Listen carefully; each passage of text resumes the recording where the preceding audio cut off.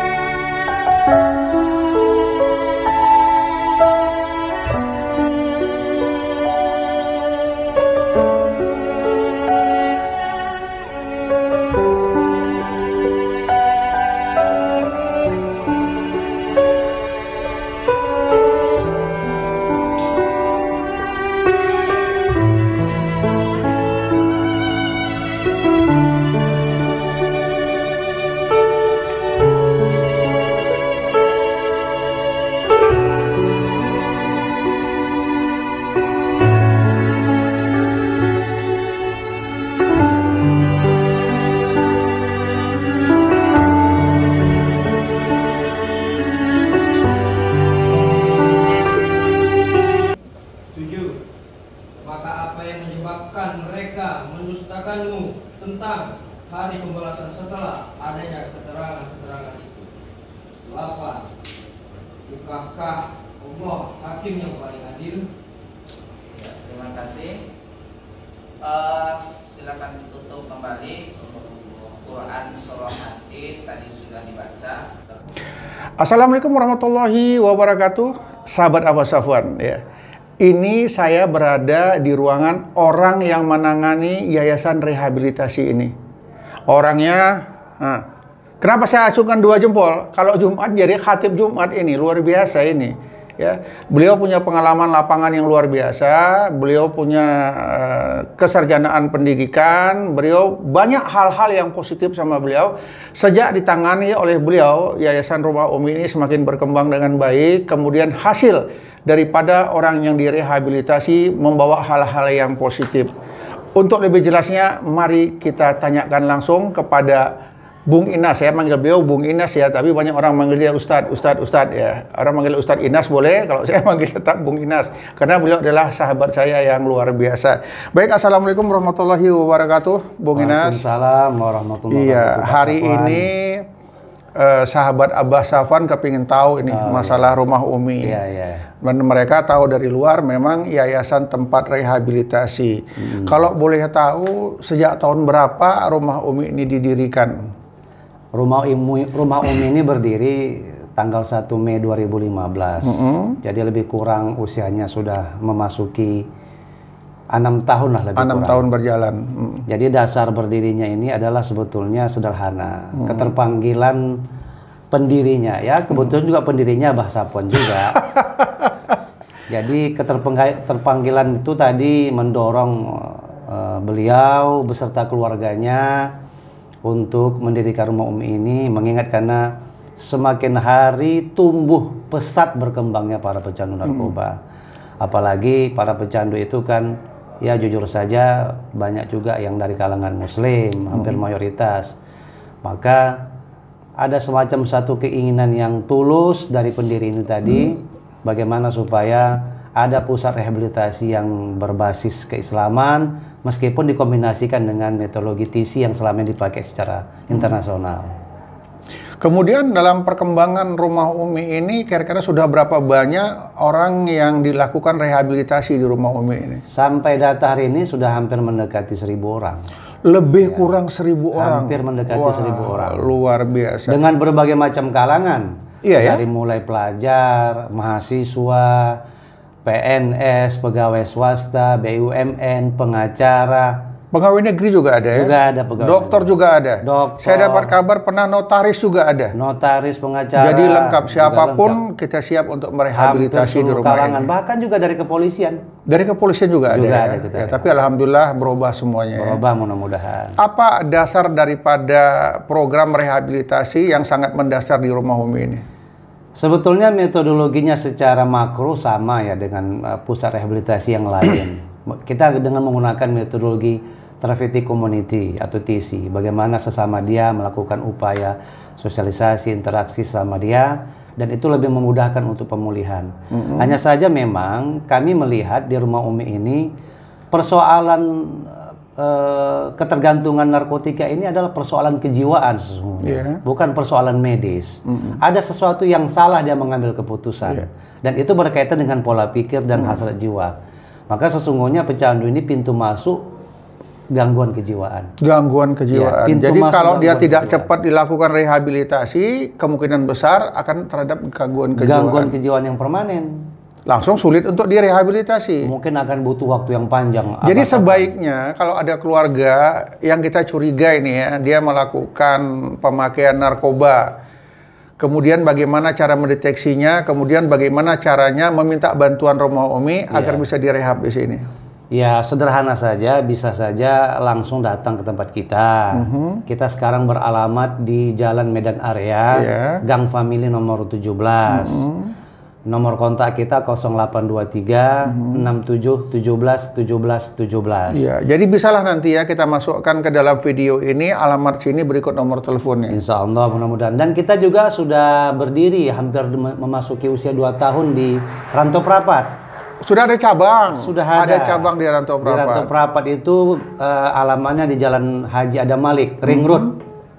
Nah, Jalan Ring Road-nya Rantau Prapat. Oh, kemudian persyaratan-persyaratan apa saja yang diperlukan ya masyarakat di luar yang menginginkan anaknya direhabilitasi di sini? Apa saja persyaratannya? Kalau persyaratan dari sisi berkas, biasalah Abah Safwan fotokopi KTP, fotokopi KTP, fotokopi KK, kemudian keluarganya mengisi biodata, ada formulir yang kita sodorkan. Oh, ada formulir, termasuk persetujuan untuk rehabilitasi. Persetujuan untuk rehabilitasi. Ya? Jadi kan dengan data-data itu kita tahu apa yang menjadi persoalan dasarnya untuk kita rehabilitasi. Tapi banyak orang mengatakan bahwasanya katanya sih kalau tempat rehabilitasi itu mengerikan. Yang pertama, mungkin nanti dipukulin, kemudian yang kedua masih boleh make lagi sedikit-sedikit, apa betul itu? Ya itu kan akibat ketidaktahuan masyarakat dan ketidakpahaman. Hoak lah itu ya, bohong ya.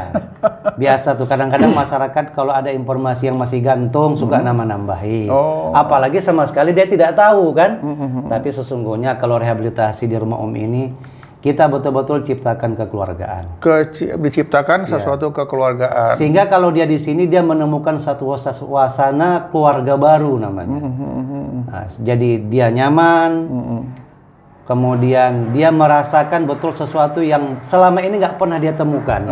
Bayangkan dia di sini yang tadinya bebas melakukan kegiatan di luar sana tanpa aturan, sekarang dia mengikuti aturan lebih tertib. Kembalilah ke jalan yang benar. Berarti didudukkan lagi di rel ya, biar jalannya ini. Dan kita pun ajarkan mereka bagaimana menghargai diri, menghargai orang lain, sehingga apa namanya, jati diri dia akan lebih muncul begitu dia.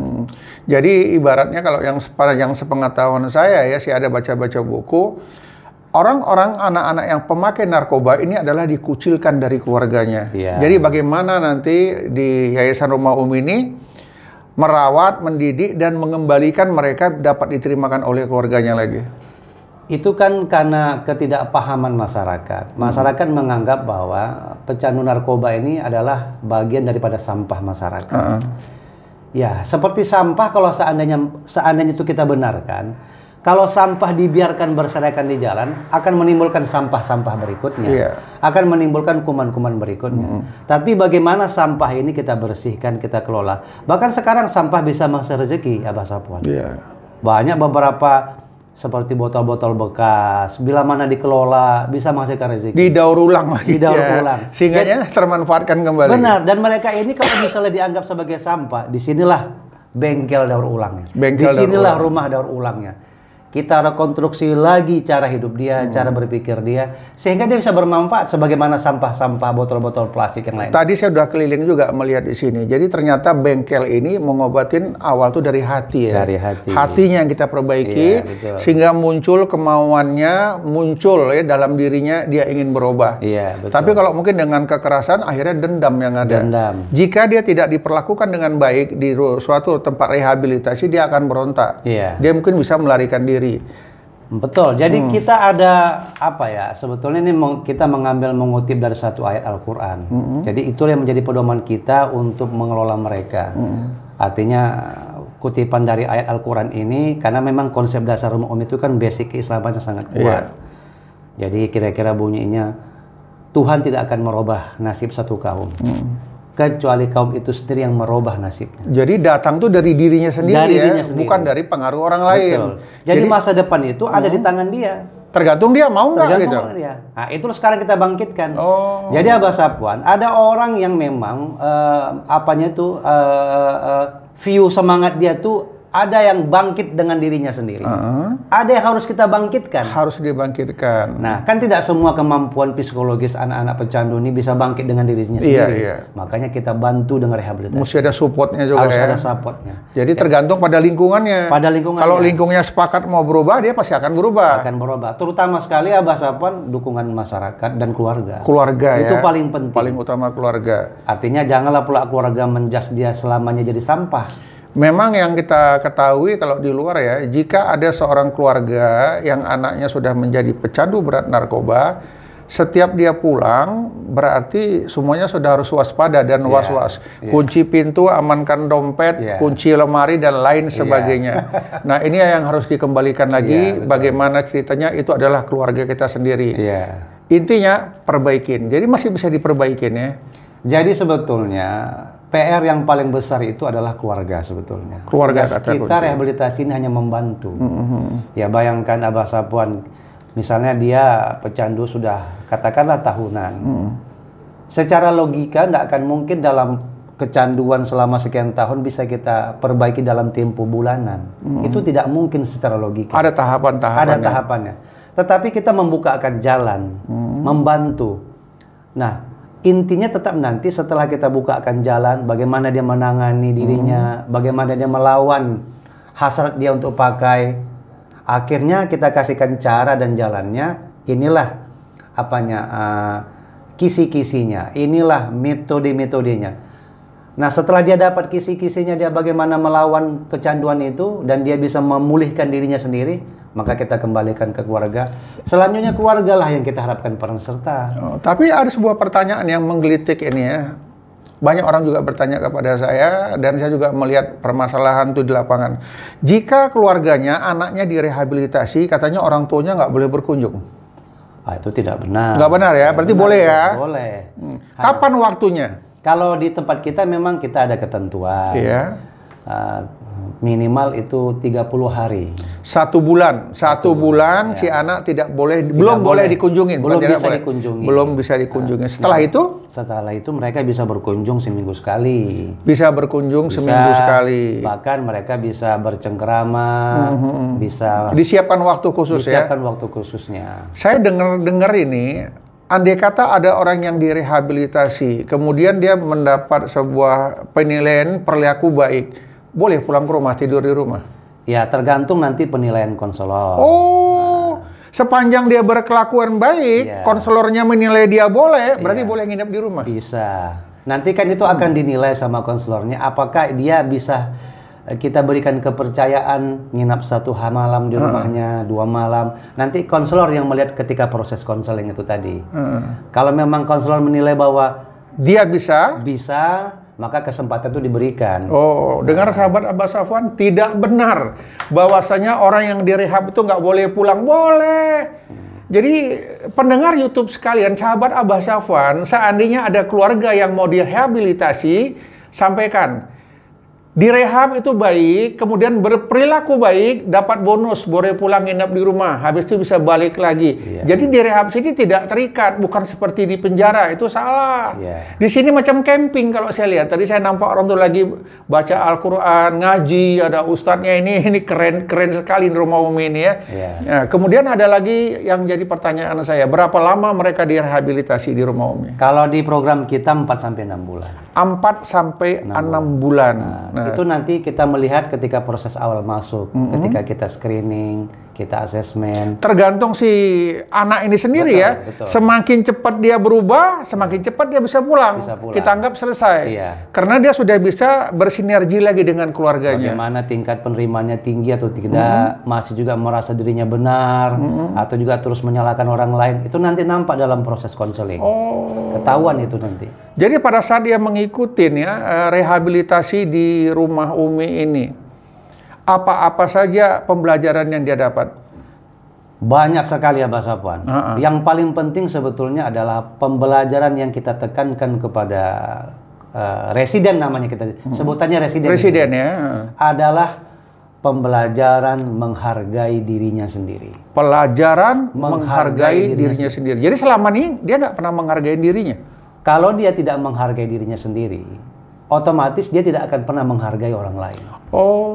Kuncinya kalau dia menghargai dirinya sendiri, misalnya tidur kapan? Disiplin lah ya, macam militer juga ini. Bangun kapan? Jangan dia balik. Jam tidur dibikinnya melek, jam melek dibikinnya tidur. Itu kan tidak dia hargai dirinya. Artinya pada jam tidur, dia menghargai dirinya, saatnya badanku harus istirahat. Ketika dia bangun, dia harus bekerja, saatnya badanku mencari nafkah, mencari rezeki atau sekolah. Tapi kalau dibaliknya waktu, sesungguhnya dia tidak menghargai dirinya. Inilah yang mau kita perbaiki. Sebetulnya ada yang salah dalam berpikirnya. Jadi kalau dia sudah menghargai dirinya, dia akan menghargai orang lain. Artinya kalau dia berbuat salah, Abah Safwan, aku malu. Kalau aku berbuat salah, apa kata orang? Dia sudah menghargai dirinya, otomatis akan berefek lebih mudah ya kepada orang lain. Tapi kalau dia dirinya pun tidak dia hargainya, kau nanti akan dimarahi orang, kau nanti keluargamu akan bagaimana? Nggak ada urusan. Dia nggak peduli. Akhirnya akan berefek domino kepada yang lain. Jadi sebetulnya intinya adalah proses pemulihan itu adalah menghargai diri. Menghargai diri sendiri. Kemudian untuk kegiatan-kegiatan di sini ya, mulai dari pagi sampai dia tidur, apa-apa saja kegiatannya? Kalau kegiatan kita ini, karena kita kombinasi dengan kegiatan agama, ya kalau dia yang muslim, pagi bangun sholat subuh, berjamaah, nanti imamnya bergantian, kita latih. Habis sholat subuh, dia bersih-bersih, persiapan dia mandi, apa yang perlu dibersihkan ruangan kamar, sampai menuju jam sarapan pagi. Kemudian masuk jam sarapan pagi, mereka sarapannya sama-sama. Sama-sama sarapan. Selesai sarapan bersama, istirahat sebentar, mereka persiapan masuk kelas. Jadi nggak ada menyendiri istilahnya. Tidak Tetap ada. segala sesuatu itu bersama-sama dilakukan. Begitu masuk kelas, waktunya sampai pukul 12 istirahat. Wah, ini bagus sekali. Berarti sahabat abah-sahabat, kita lihat anak-anak di sini nggak ada yang termenung. Tidak ada yang termenung. Karena dengan kawannya berinteraksi terus. Kita ajarkan tentang etika, kita ajarkan tentang materi-materi yang berkaitan dengan diri dia, kita ajarkan juga berbahasa, kita ajarkan seluruh hal-hal yang berkaitan dengan kondisi yang berkembang di masyarakat. Sehingga wawasannya terbuka. Kalau kau melakukan A, efeknya B. Kalau kau melakukan B, efeknya C. Kalau kau melakukan ABC, mana yang bisa lebih memungkinkan untuk lebih kecil resistensinya. Jadi semua kita bukakan wawasan. Jadi kita pun di sini dengan para konselor juga saya sarankan kepada mereka, kalian terus gali informasi. Jangan padakan pendidikan yang kalian dapati, perbanyak baca koran, perbanyak baca buku, perbanyak buka YouTube. Dan materi yang diajarkan di sesi-sesi kegiatan selalu bertukar-tukar. Ada juga orang luar yang mengisi di sini? Ada. Di antaranya? Ya, kadang-kadang dari masyarakat kampus juga dari ada. kalangan kampus juga mengisi materi di sini. Ada, lagi. kemudian kalangan dari LSM. Dari pemerintahan? Dari pemerintahan juga ada. Dari mana? Bidang apa pemerintahan? Pertama ada bidang agama. Bidang kemudian agama. penyuluhan hukum. Penyuluhan hukum. Juga ada. Jadi mereka kita bikin kerjasama yang kadang-kadang waktunya memang kita sesuaikan dengan waktu Tapi mereka. perlu juga kayaknya penyuluhan dari kepolisian. Ya. Biar anak-anak di sini tahu dia dampak dari pemakaian narkoba itu ancaman hukumnya seperti ini. Sebetulnya bahasa Puan itu sudah berkali-kali kita. Oh, sudah sering dilakukan. Kita lakukan. Dan ini juga kita kemarin sudah ada ketemu dengan salah satu unsur pimpinan Polri yang berkaitan dengan narkoba kan. Mereka tinggal menyesuaikan waktu. Jadi biasanya waktunya mereka yang menentukan. Mereka yang menentukan untuk mengisi sosialisasi di karena sini. kita pahamkan dia punya kesibukan lain. Kemudian di masa COVID ini, bagaimana situasi tempat rehab ini? Sebetulnya suasana COVID ini rehabilitasi yang paling kondusif. Paling kondusif ya? Karena mereka tidak berinteraksi dengan dunia luar. Tidak berinteraksi dengan paling dunia kondusif. luar. Kemudian ada nggak kira-kira dukungan-dukungan dari masyarakat luar untuk di sini? Atau apa yang diharapkan kira-kira dari masyarakat luar untuk di Rumah Umi ini? Justru sebetulnya kehadiran kita di daerah ini masyarakat sangat mendukung sekali. Mereka sangat berterima kasih keberadaan kita di sini sehingga mereka bertambah pemahaman. Sehingga dulu mereka kan nggak tahu sebetulnya seperti apa rehabilitasi itu. Mereka kira kegiatan ini kegiatan yang ekstrim, teriak-teriak suaranya, padahal itu tidak ada. Jadi kita dukungan masyarakat sekitar sangat penuh, pemerintah setempat juga sangat penuh. Jadi siapa tahu ada pengusaha-pengusaha ya yang ingin mungkin berpartisipasi di Rumah Umi ini, bagaimana caranya? Kira-kira bentuknya apa saja? Nah, jadi inilah yang sebetulnya kami berharap. Oh, berharap ini ya? Berharap bila mana ada masyarakat, CSR perusahaan atau perusahaan-perusahaan yang peduli dengan ini, jangan kita membiarkan mereka semakin jauh larut terpinggirkan. Meskipun kita tahu bahwa itu adalah perilaku mereka, tetapi kalau kita tidak ikut campur membantu dengan cara kita masing-masing, misalnya kalau ada perusahaan punya anggaran, kami bantu inilah, misalnya bantu proyektor gitu ya, atau ya perangkat-perangkat yang lain lah, komputer, atau misalnya ada pengusaha-pengusaha muslim yang sedikit berkelebihan rezeki, ini termasuk juga Ibnu Sabil nih Abah Sabuan. Iya ya. Termasuk 8 asnaf yang di dalam Islam, termasuk orang yang perlu dibantu karena orang ini berjuang ke jalan Tuhan. Termasuk orang teraniaya yang mau diperbaiki lah sekarang ini. Jadi kalau misalnya gini Abah Sabuan, kalau kita mengajak orang berbuat baik yang di dalam masjid, itu orang yang sudah baik dan mau baik.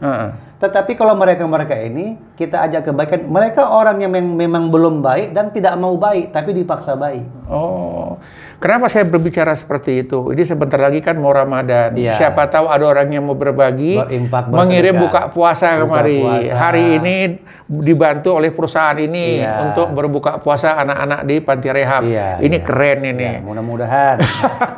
Jadi saya pikir kan, Ya, pengusaha-pengusaha itu pun masyarakat-masyarakat yang berada di luar kepingin berbagi. Nggak tahu ngasihnya kemana.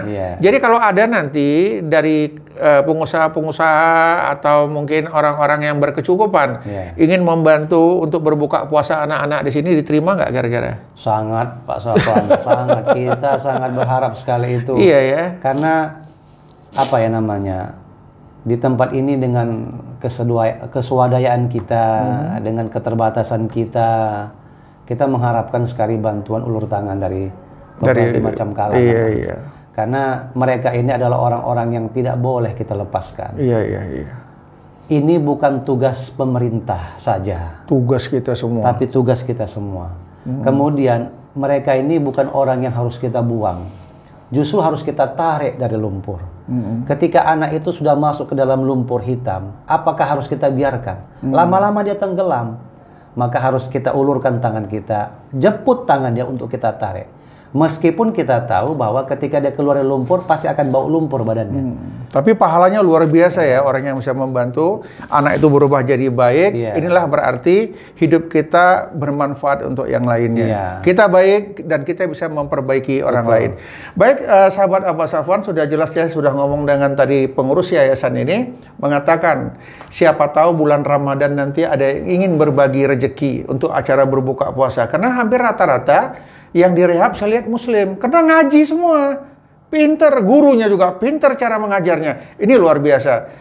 Jangan kita tunggu-tunggu lagi, kalau berbuat baik segerakan. Tapi kalau untuk berbuat kejahatan berpikir 1000 kali. Untuk berbuat baik jangan pikir sekalipun, langsung aja laksanakan. Siapa tahu bulan Ramadan membawa pintu berkah bagi Yayasan Romo Umi. Ditunggu ya. Ditunggu pintu terbuka untuk masyarakat yang ingin berbagi dengan anak-anak di panti rehabilitasi. Saya rasa cukup sekian untuk Bung Inas, untuk sahabat Abbas Safwan. Sampai ketemu di cerita-cerita yang berikutnya. Assalamualaikum warahmatullahi wabarakatuh.